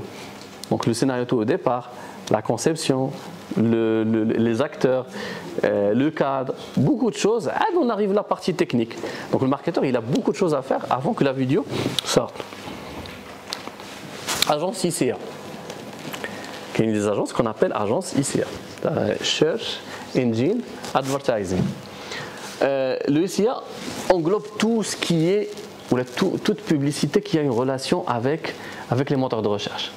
Aujourd'hui, pour faire le métier là, vous devez maîtriser les moteurs de recherche, Google, Bing, d'accord, il existe d'autres. D'accord. Les moteurs de recherche, chaque moteur de recherche propose sa propre plateforme pour l'advertising, pour la publicité. La plateforme, donc il y a beaucoup de choses à faire dedans. Alors, de A à Z, à partir le choix de la typologie de campagne que vous pouvez faire. Par exemple, je vous donne un exemple. Google. Qu'est-ce qu'on peut faire avec Google? Nous, en tant que des marketeurs. Google Ads. Google Ads, je fais Google Ads. Publicité sur quoi? Sur les vidéos, sur le site web. Bon, ok, vidéo, ça veut dire sur YouTube. Google, YouTube appartient à Google. Ok, donc depuis la plateforme de Google, on peut adser sur YouTube. Ça veut dire faire des vidéos et sponsoriser la vidéo. La vidéo, il va apparaître dans bien sûr les chaînes ou dans les YouTube les clients d'Ioli. Ok. Quoi d'autre avec Google Ads? Des moteurs de recherche. La publicité recherche, ou les campagnes research, ok? La campagne recherche, ça veut dire quoi? Ça veut dire que quand quelqu'un va acheter, quand quelqu'un va taper un mot-clé, je vais monter parmi les premiers résultats. Quoi d'autre avec Google? Sur le site web. Ça veut dire display. Oui. Display, ça veut dire sur les sites web, ça veut dire je peux demander à Google de diffuser ma publicité sur plusieurs autres sites web qui sont partenaires de Google. D'accord, c'est-à-dire quelqu'un qui est en train de lire dans Express, il va voir la publicité de la HECF à droite, par exemple.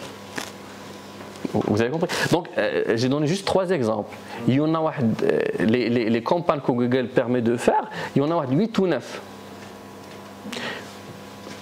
Chaque fonctionnalité demande déjà une compréhension stratégique du contexte, de la fonctionnalité, et demande un travail énorme. Donc, tu peux avoir quelqu'un qui est spécialiste juste.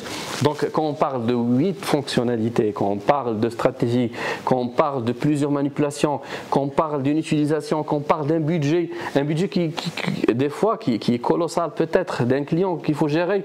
Donc, on parle de quelqu'un qui doit être connaisseur de l'outil, qui doit avoir beaucoup de connaissances en marketing et réflexion stratégique pour prendre des décisions et faire des manipulations, et en même temps il doit maîtriser l'outil.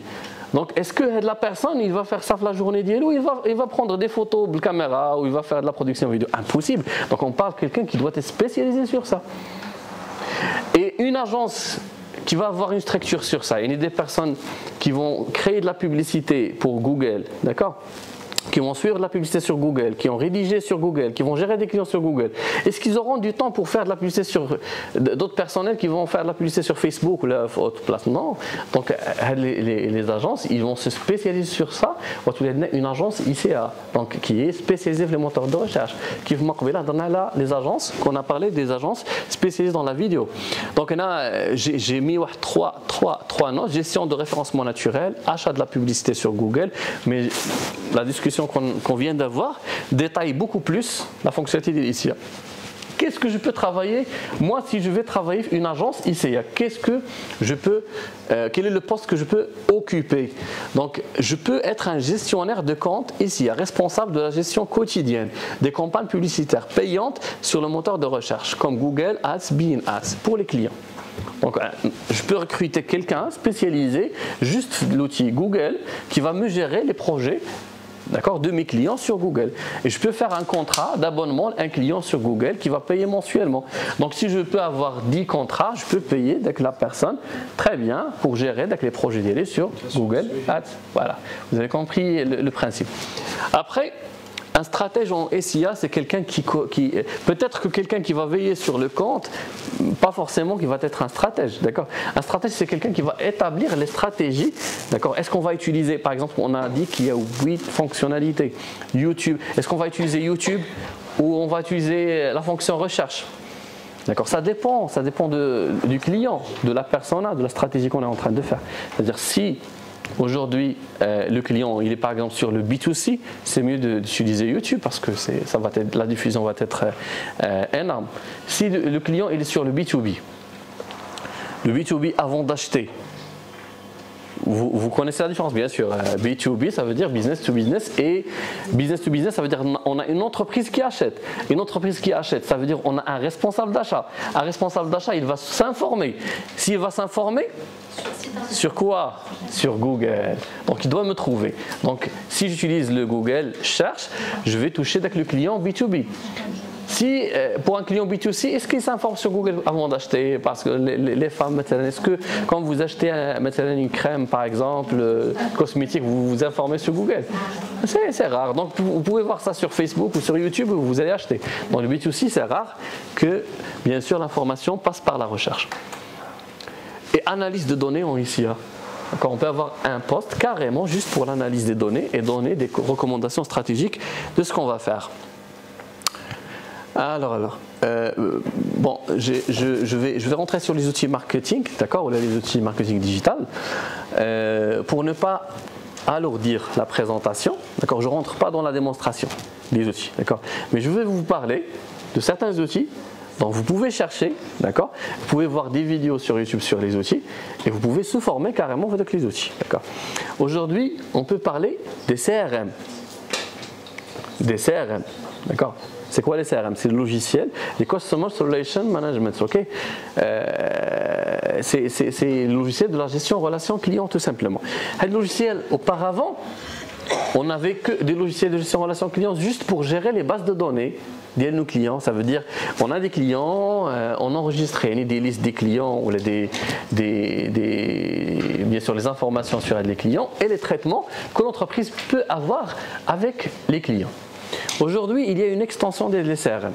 Aujourd'hui, le CRM, il te permet ou il te donne plus de possibilités d'utiliser des outils qui vont combler les compétences que vous devez avoir pour pratiquer le marketing. Quel est l'exemple de HubSpot? Vous connaissez peut-être HubSpot, non? Ah, c'est l'occasion. HubSpot, j'ai enseigné HubSpot, d'accord, j'ai enseigné HubSpot à l'époque là. Pour HubSpot, c'est un logiciel qui te donne beaucoup de possibilités en marketing. Par exemple, sur HubSpot, vous pouvez créer un site internet en totalité sans avoir besoin d'un développeur.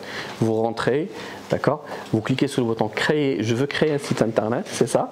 Le site internet est créé, il vous demande quel format vous voulez, d'accord, vous choisissez le format et après il vous donne, vous voulez modifier les textes, c'est comme Word, d'accord, et vous tapez les textes que vous voulez et vous cliquez sur, vous entrez votre nom de domaine, vous cliquez sur publier et votre site internet est publié. D'accord? La démonstration, si je le fais, ça peut prendre entre 10 et 15 minutes. Et je fais un site internet, c'est bon.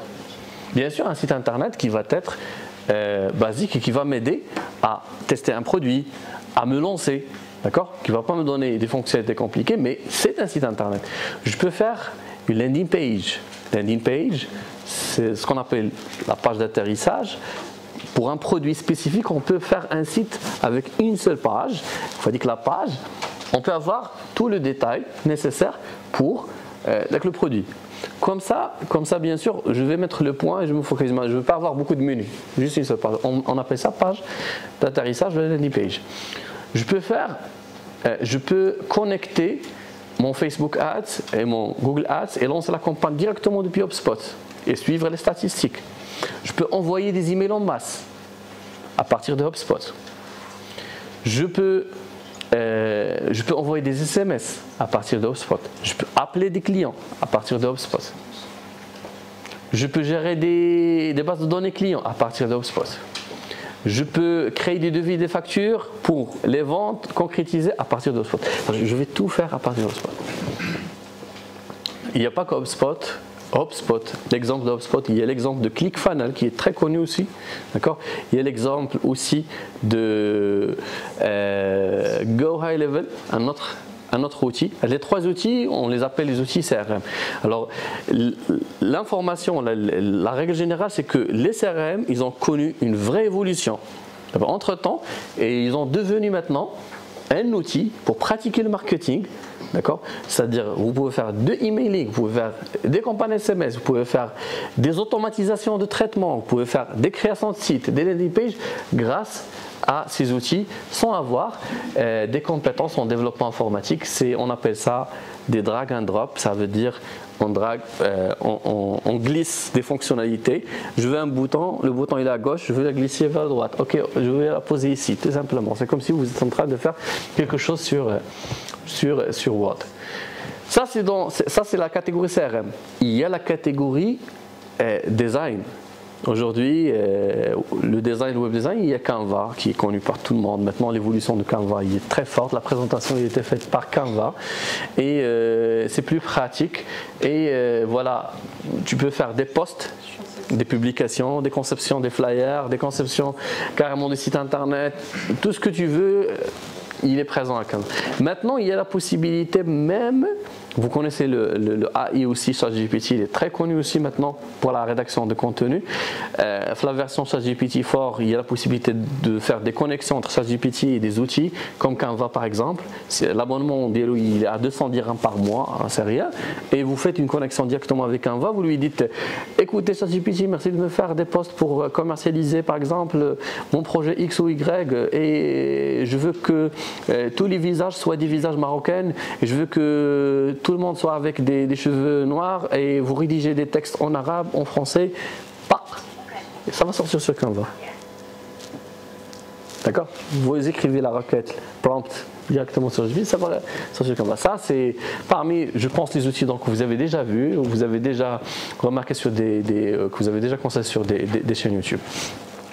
Généralement, les outils, ça c'est pour le design, la création de contenu.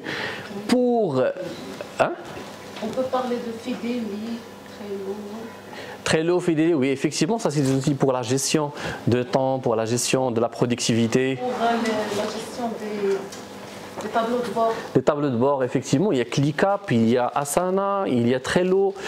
Tous ces outils-là sont des outils que j'utilisais moi-même pendant toutes ces années où ça a été très utile dans la gestion de l'équipe. Personnellement, avec l'équipe, on travaille avec ClickUp maintenant. On a passé Trello, ça. Après, on a migré vers Asana et maintenant, on travaille avec ClickUp. Et ça permet de créer des espaces de travail collaboratifs. On peut créer des tâches, partager, créer des projets, suivre de chez nous à la maison, avoir des notifications qui nous fait du rappel aussi. Donc c'est très puissant aussi. Je voulais parler aussi des logiciels qui aident dans la partie référencement et Google. Okay, c'est très important aussi. Aujourd'hui, quand un client vient me visiter, j'ai un logiciel qui s'appelle Ubersuggest, d'accord? Ubersuggest avec U, Ubersuggest, Uber, d'accord? Ubersuggest. Du coup, le logiciel, ça donne beaucoup d'aide. Bien sûr, si je rentre un site internet, il peut me dire combien de visiteurs j'ai pendant le mois, par exemple. Et est-ce que ce site internet est important ou non? Je vous montre un exemple rapide. Et après, on va terminer directement pour passer à vos questions. Mais si je rentre par exemple, quelqu'un qui est venu me voir hier, j'espère qu'il n'est pas dans la salle comme ça, il va me dire qu'on est en train de divulguer son projet. Ah, parce qu'il faut faire attention à ça, des fois ça arrive. Un jour j'étais en train, ça a été avec vous, non? J'étais en train de parler d'un client et il s'est avéré qu'il est ton voisin, c'est ça? Ah oui, c'est intéressant. Oui.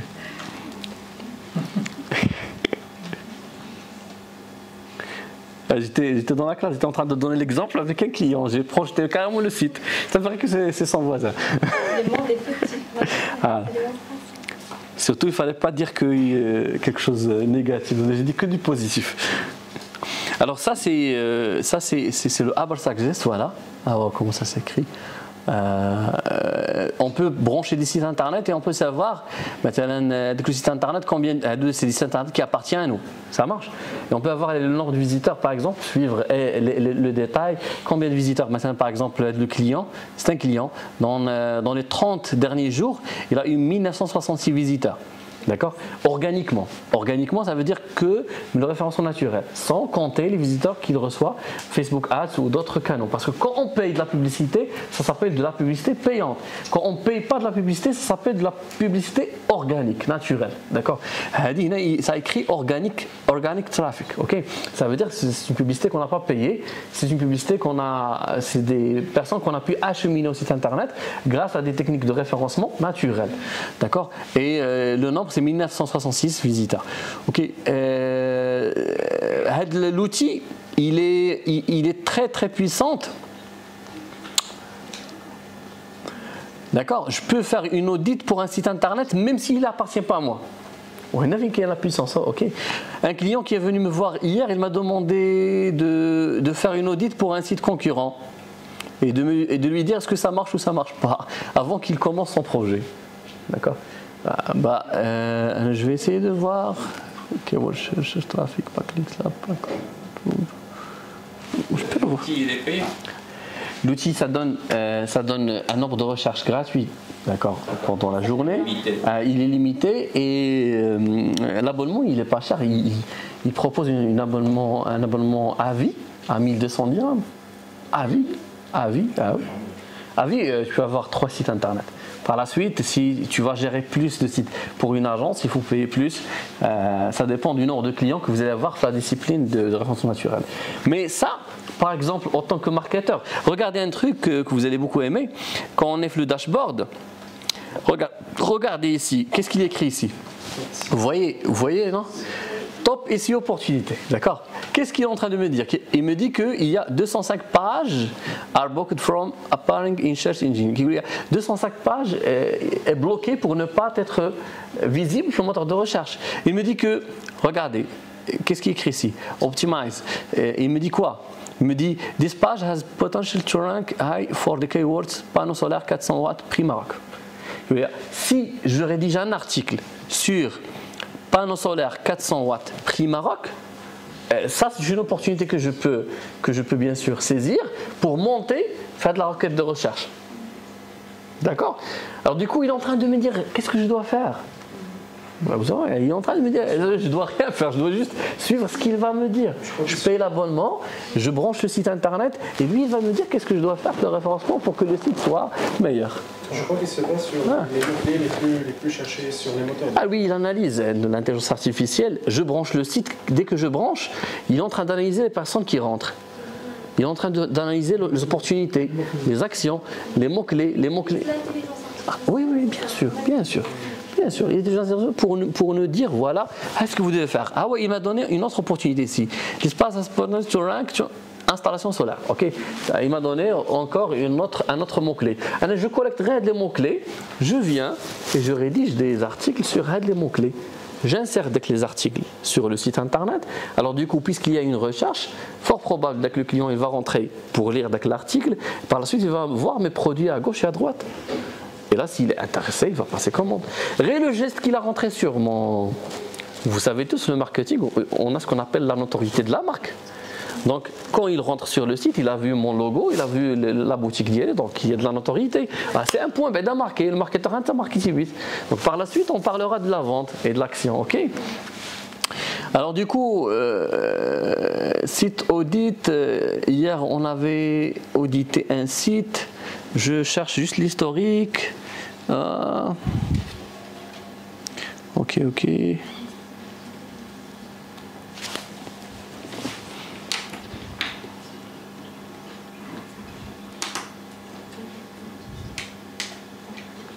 Oh mon Dieu.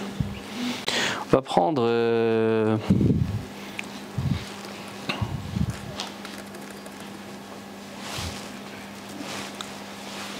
Je sais pas, je vais prendre. Ok.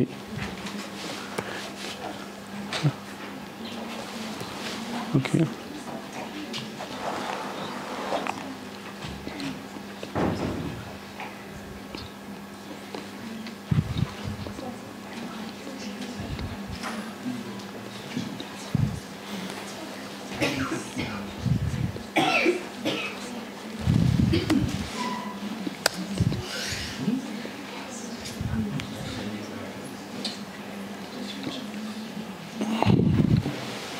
Alors après l'audit, d'accord, on peut avoir, comme on a dit, des informations sur le nombre de visiteurs organiques par mois, d'accord, les pages les plus visitées, les produits les plus visités, avec tout ça, avec toutes ces informations.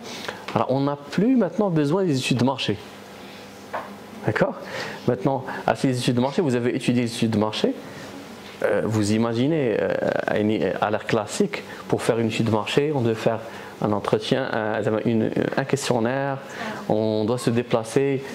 Je me rappelle, j'ai travaillé pour une entreprise, ça a été un projet l'agroalimentaire. L'entreprise il faisait du chips, d'accord. Et il y avait des dépôts le Maroc entier, vous connaissez le BAD. Et un consultant, pour bien sûr nous faire une étude de marché, je devais intervenir en tant que marketeur digital et bien sûr, je devais avoir avec moi un consultant, une autre personne qui est spécialiste en marketing d'agroalimentaire pour faire une étude de marché et nous proposer des actions solides, d'accord, que nous on va traduire en digital par la suite. Quand la demande de l'entreprise. Il m'a donné un devis colossal. Alors, dans le temps, il doit avoir une journée dans la ville, d'accord. Il doit visiter le dépôt, il doit partir vers les clients, poser des questions, il doit donc une journée, c'est 2 jours par dépôt. Un nombre des dépôts presque toutes les villes du Maroc. Donc on va passer 3 mois pour collecter des informations, pour commencer les actions. Or le concurrent de l'entreprise, il a rentré déjà à Fès où il a acheté tous les panneaux d'Fès. Il y avait un producteur Casa, un producteur à Fès où il séparait le Maroc à 2. D'accord, il a rentré le territoire le concurrent, il a acheté tous les panneaux pour afficher la publicité. Le concurrent il s'appelait Leadership. Ok, Leadership ça marche en fait. Le client, je ne vais pas dire le nom. Et voilà, donc il a acheté tous les panneaux. On a acheté tous les panneaux, donc on n'a pas le temps. 3 mois pour faire encore l'étude de marché pour faire. Donc l'entreprise a choisi de passer au digital marketing directement sans passer via le. Excuse-moi, je pense que l'étude de marché sera toujours obligatoire. C'est la méthode d'en faire ou bien le processus ou bien le processus, donc les cas traditionnels, ou l'étude. Oui, mais une étude de marché il sera toujours obligatoire. Effectivement. On ne peut pas rentrer dans un marché bien qu'est-ce qui se passe. Que ce soit l'esprit de le consommateur ou la concurrence, c'est quasiment impossible. Alors je ne suis pas d'accord, mais c'est mon point de vue. Je suis totalement d'accord, Mac. J'ai dit que les études de marché à l'ère classique, oui, c'est terminé. D'accord. Avec le digital marketing, on fait de l'étude de marché. Voilà. Le budget, mais il sera toujours obligatoire et nécessaire. La manière de changer. La manière. Effectivement. Avec le digital, on fait de l'étude de marché en temps réel. Ça veut dire, maintenant, si je pose la question, un entrepreneur, si Sophie est entrepreneur, il souhaite lancer un projet. Il y a 2 méthodes. Bien sûr, il va lancer un projet. Automatiquement, un projet, ça passe d'abord par un site internet. Tout le monde y pense à la publicité. Pratiquement, avec la prestation de comptable, la sortie des certificats négatifs et tout, il pense à l'agence digitale. Automatiquement, il passe chez le comptable, après chez nous. D'accord. Pour bien sûr, avant même de sortir le certificat négatif, il vient me voir. Je veux lancer Kada. Comment je vais faire? Ah, d'accord. Alors j'ai 2 possibilités, soit d'étudier le marché avec lui, d'accord, classiquement parlant, et soit de me lancer carrément directement, d'accord, et de voir les retombées dès que le mois. Quand on calcule le budget, on trouve que se lancer des fois directement, et d'avoir le retour. D'ailleurs, les conséquences parfois peuvent être catastrophiques.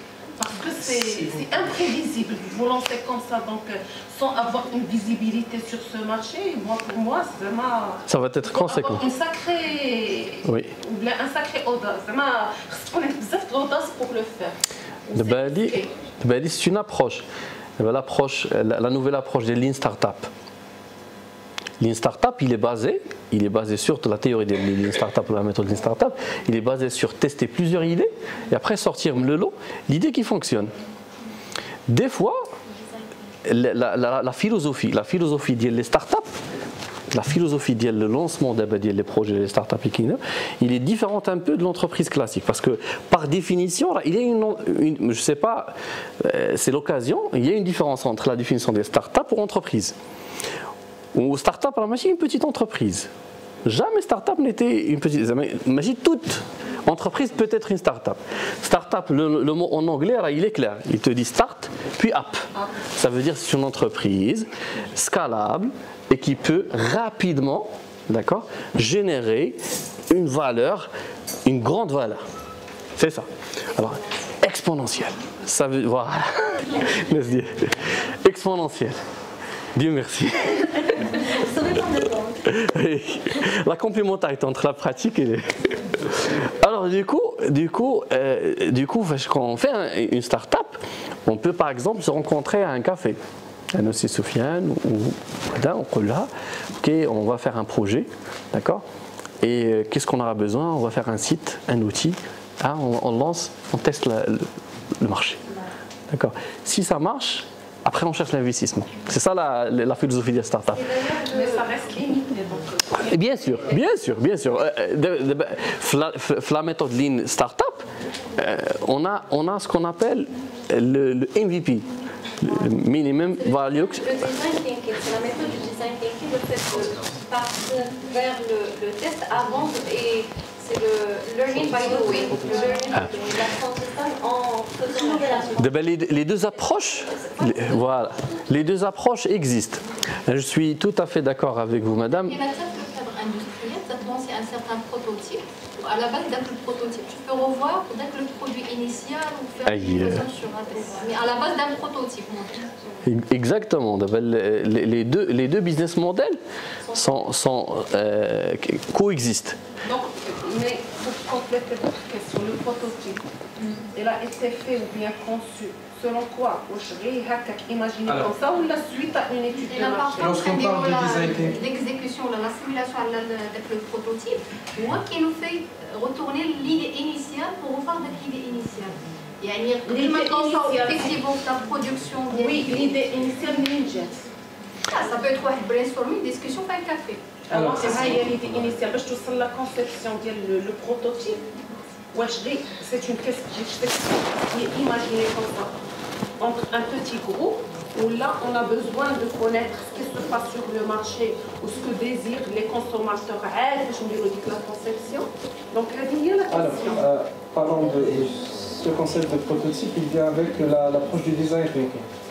La première étape, c'est tout simplement l'empathie. À ce niveau-là, on essaie de comprendre, comment dirais-je, les besoins des consommateurs, on essaie de comprendre la façon avec laquelle ils réfléchissent. Donc on est dans l'étude de marché. Voilà. Donc, et par la suite, il y en a une étape, comment dirais-je, de l'idéation. C'est à ce niveau-là où j'essaie de déterminer, de comprendre comment je vais satisfaire un besoin de quelqu'un d'un des clients. On est toujours dans l'étude de marché. Oui, vous avez raison. Mais suite à l'idéation, c'est à ce niveau-là où on crée le prototype. Maintenant, pour l'étude de marché. L'étude de marché pour n'importe quel projet, elle est cruciale. Donc maintenant, nous sommes en train de discuter quoi? La façon avec laquelle on va la concrétiser. Le digital actuellement, il est un élément clé. Pour ne pas dire, c'est un élément de base. On ne peut pas procéder actuellement, de nos jours, à une étude de marché sans passer par le digital, surtout avec des sites web qui nous permettent de détecter, et de collecter des données instantanées. Merci à vous. Également, il y a certaines idées qui ont vu le jour ou qu'ils ont excellé ou qu'on compte aujourd'hui parmi les grandes boîtes où il n'y avait pas d'études de marché au départ le lancement des lombes, Apple. D'accord. D'abord, des grands entrepreneurs qui ont réussi, ça a été plus que des entrepreneurs, ça a été des visionnaires. D'accord. Ils ont arrivé à imaginer le futur. Mais il y a une difficulté toujours. J'ai un ami, un professeur. On discute toujours de la particularité.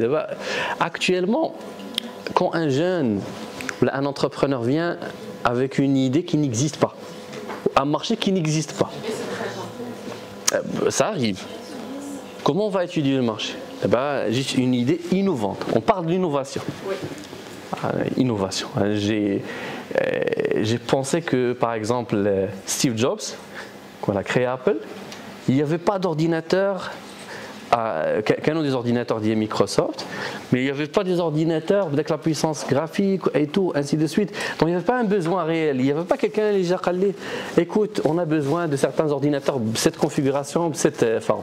Mais il a dit que si on crée des ordinateurs avec. Il a stimulé un besoin. Il a stimulé le besoin. Stimuler un besoin, ça veut dire on aime tous la beauté. Il a joué sur l'axe. Apple l'axe le كبير qu'il a utilisé pour le produit Diallo, ce qu'il a fait des jolis ordinateurs. D'accord. Quand un ordinateur il n'y avait pas un écran, il n'y avait pas beaucoup de choses. Oui, il a fait un joli ordinateur. D'accord. Et il a joué. Il sait que le besoin, il est toujours un besoin qui est natif l'insan. Donc ce qu'il fait, il a lancé une entreprise qui a réussi, qui a arrivé multinationale ou parmi les plus grandes entreprises aujourd'hui.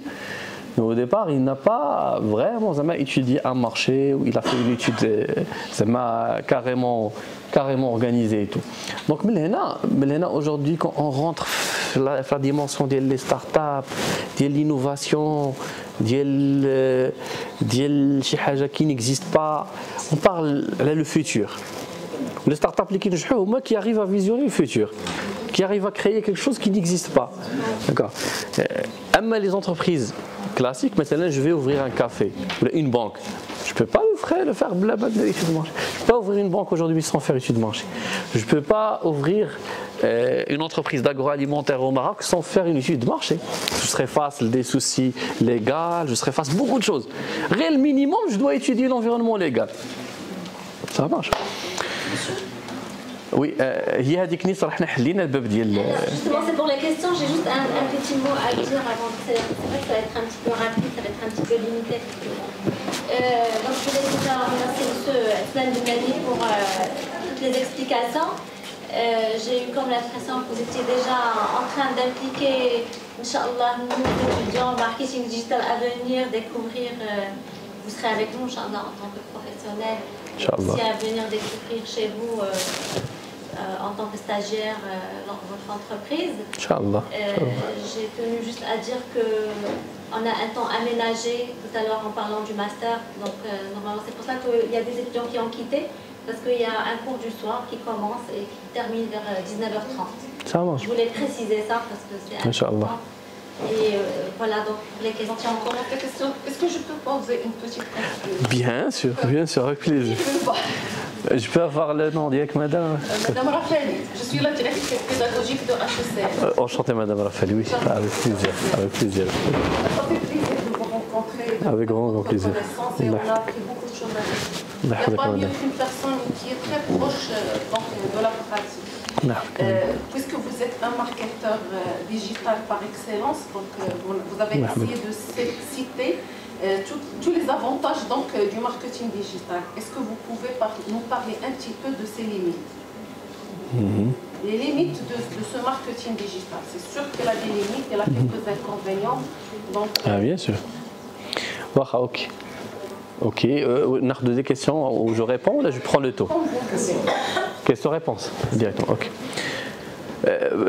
Parmi les grandes limites aujourd'hui de marketing digital, d'accord, c'est une idée que chaque client, quand il vient par exemple, qui n'est pas correct, d'accord, ou que le marketing digital ne peut pas donner. C'est qu'aujourd'hui, l'entrepreneur, quand il vient pour faire un projet ou le sens au marketing digital, il pense qu'il n'a pas besoin d'un budget.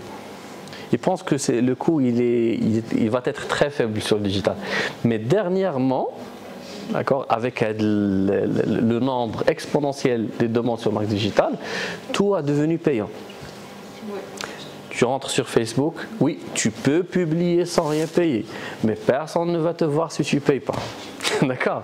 Tu rentres sur Google, tu références ton site naturellement, tu vas partir doucement.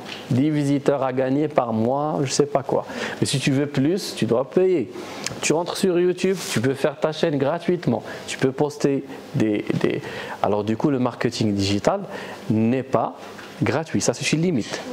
Et maintenant, même le coût, la notion de coût du marketing digital, il est exponentiel. Et l'exponentiel, pourquoi? Pour une raison majeure, que toutes les plateformes du marketing digital utilisent un système d'enchères. Ça veut dire quoi? Voilà. Une fois, tu fais une publicité sur Facebook, le mois 8, toutes les écoles, ils font de la publicité le mois 8. Donc le client qui est intéressé par la formation, le coût d'yellow, il va être augmenté. Qui veut le coût d'yellow? J'explique. Quand le client rentre sur son fil d'actualité sur Facebook, donc le fil d'actualité, on est en train de se battre pour montrer notre publicité, le fil d'actualité du client. Donc l'école qui va montrer sa publicité, le fil d'actualité, c'est celle qui va gagner avec le client, parce qu'il va voir la publicité. D'accord? On est 5 écoles, le business par exemple, à Fès, d'accord? Les 5 écoles vont faire de la publicité. D'accord. Facebook, il va montrer quelle publicité entre nous? Celui qui est prêt à payer plus pour ce client. Il fait un enchère, il nous dit, vous avez combien de budget par jour? 100 dirhams. Vous avez combien? 200? Vous 300? Vous 500? Donc la personne qui a investi 500 dirhams peut montrer sa publicité au client. Donc il va être le plus chanceux, il va avoir contact avec le client. Donc ça, c'est le système d'enchère. Alors ça, c'est une limite. Parmi les limites, c'est le budget. On peut parler aussi du retour sur investissement qui est long. Le retour sur investissement, il est indépendant, dépendant plutôt, pardon, du produit, du projet, ou du domaine d'activité. Il y a certains domaines d'activité, certains projets où le retour sur investissement, il est immédiat. Je fais de e-commerce, je fais la vente des chaussures. Je vais vendre la chaussure, je vais prendre de l'argent. C'est bon. D'accord. J'ai une école, je vais faire de la publicité toute l'année pour une inscription au mois 8. D'accord. Il n'y a personne qui va s'inscrire au mois 2, il n'y a personne qui va s'inscrire au mois 3, il y a personne qui va. Je fais de la publicité le mois 1, je paye, je fais de la publicité le mois 2, je paye, je fais de la publicité le mois, je fais de la publicité toute l'année, je paye tous les mois d'année. D'accord. Et l'entrée d'argent, ça va être quand? Au mois 9. Au mois 9 ou au mois 10. D'accord. Alors, le retour sur investissement, c'est une notion relative vraiment au domaine d'activité et aux produits que je suis en train de vendre. Il y a aussi la difficulté de gestion des campagnes publicitaires. La complexité aujourd'hui des plateformes suite à l'augmentation de besoins ou bien des besoins des entreprises. Aujourd'hui, en tant qu'entreprise, j'ai plus besoin juste de toucher les personnes à FaISe, mais j'ai besoin de toucher les personnes à FaISe qui ont un âge de tel âge et qui travaillent et qui, donc c'est un ciblage pointu et plusieurs campagnes en même temps, plusieurs postes testés, donc c'est des compétences. Alors la complexité des plateformes, malgré que aujourd'hui avec les plateformes Google, Facebook et tout, avec l'apparition de l'intelligence artificielle, aujourd'hui, on a perdu certaines configurations qu'on avait. Je faisais de la publicité depuis 2012, donc j'avais une interface qui est très très compliquée. L'interface Facebook, il est dynamique. Ou des fois, ils ont enlevé certaines fonctionnalités. Mais c'est un débat. Je peux choisir uniquement à la place de choisir le personnalité de la personne ou de faire un ciblage ciblé, je choisis juste la ville. Et je peux choisir, je sais pas, je peux écrire par exemple un nom ou un titre de mon activité et lui il va s'en charge. Donc il y a ce qu'on appelle l'autopilotage des campagnes. Ça c'est l'intelligence artificielle est utilisée pour simplifier les limites. Mais reste que effectivement pour faire des campagnes sur Facebook, Google ou autre chose, il faut une connaissance et ça peut être une limite pour l'entreprise. Vous devez gérer plusieurs campagnes. On parle de plusieurs campagnes à gérer en même temps. Donc, et partout dans le monde, c'est pas facile. Bien sûr. Je pense que c'est tout l'intérêt de justement faire appel à une agence spécialisée. C'est ça. Parce qu'à un certain moment, moi je l'ai rencontré au niveau de mon entreprise et d'ailleurs c'est pour ça qu'on s'est tourné vers des agences parce que quand on fait de quand on fait tout dans l'entreprise, à un certain moment on touche à la limite parce qu'on ne peut pas être connaisseur et du coup je pense que c'est de là où l'intérêt des spécialistes, donc l'agence en marketing digital spécialisée dans nos objectifs, comme vous l'avez dit, donc soit la prod de vidéo, soit le SEO, etc. C'est vrai. C'est vrai, oui. Oui. Ce que j'allais dire, c'est juste par rapport à cette question de campagne publicitaire. Ça dépend de la stratégie de l'entreprise, ou plutôt ça dépend du produit commercialisé par l'entreprise, ça dépend également de la cible choisie. C'est bon, qui dit campagne publicitaire dit un produit, dit une cible bien précise.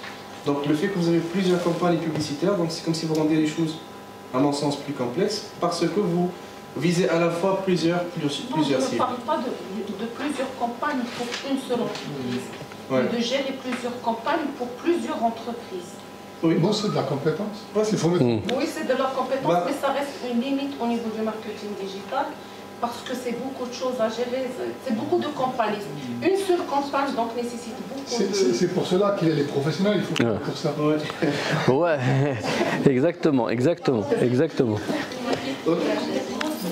Non, juste, c'est Esman, il nous a parlé de la différence entre le marketing digital et entre le e-commerce et entre le marketing classique également.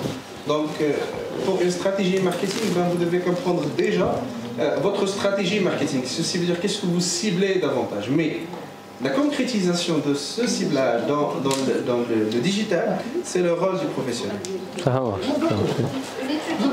Ah oui, on est dans la phase des questions. On est dans la phase des questions. D'accord. Je me mets à côté de vous. Avec plaisir. Avec plaisir. Monsieur, vous avez dit que, par exemple, lorsqu'on veut lancer un nouveau produit, par exemple, ce produit va être innovant. par exemple un produit en avant. On ne peut pas surmonter, comme a dit madame, on ne peut pas surmonter la phase de l'étude marché, même si un produit est innovant. Bah, ça dépend. Il n'y a pas que oui ou non. Alors du coup, ça dépend de beaucoup de choses. Alors des fois, je vais vous dire que si vous avez la possibilité d'étudier le marché, ça va être bien.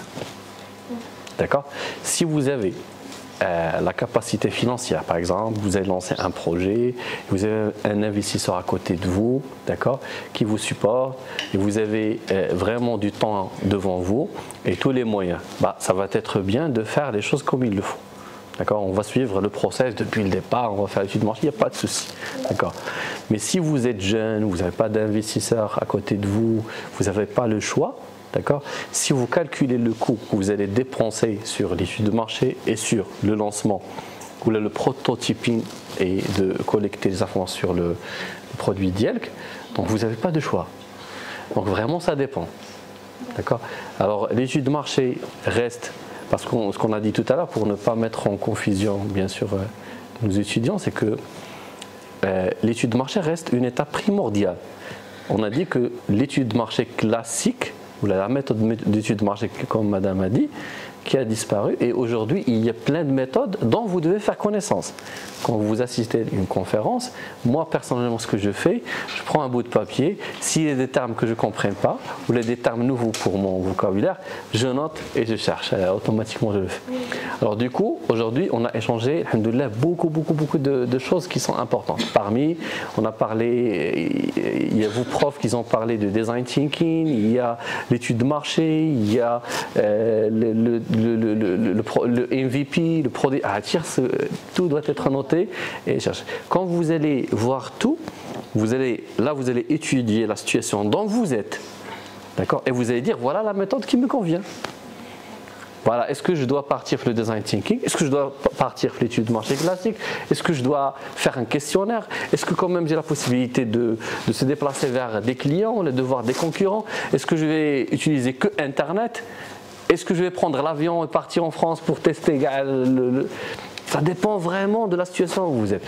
Mais le nécessaire, c'est beaucoup s'informer pour choisir la méthode qui est convenable. D'accord? C'est pour ça que j'ai dit ça dépend.